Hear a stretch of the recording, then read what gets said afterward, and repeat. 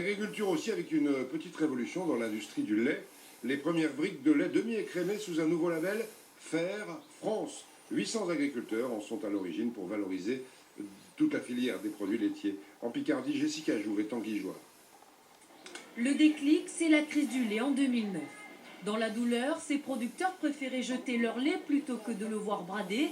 Depuis, ils ont investi les rayons des supermarchés avec leur propre marque, Fer France.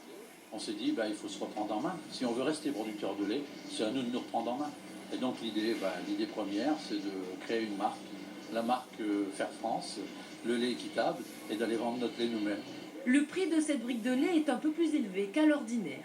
30 centimes de plus, mais qui assure à l'éleveur et à l'industriel un revenu correct, reste à l'expliquer aux consommateurs. Et à chaque fois qu'on arrive à vendre un litre de lait, en fait, il y a 10 centimes qui revient à nous, producteurs de lait. Je sais que c'est français, donc c'est très bien. Et c'est produit dans la région en plus. Il faut aider tous les agriculteurs, c'est bien. J'étais élevée en campagne où on allait chercher le lait à la ferme, donc ça me fait penser à tous ces gens qui, dans les campagnes, qui ont du mal à vivre. Jean-Luc, producteur laitier, doit désormais négocier lui-même le prix de ses briques de lait avec les directeurs du supermarché et assurer la promotion. C'est complètement nouveau pour nous. Vraiment, on prend du plaisir à rencontrer les consommateurs.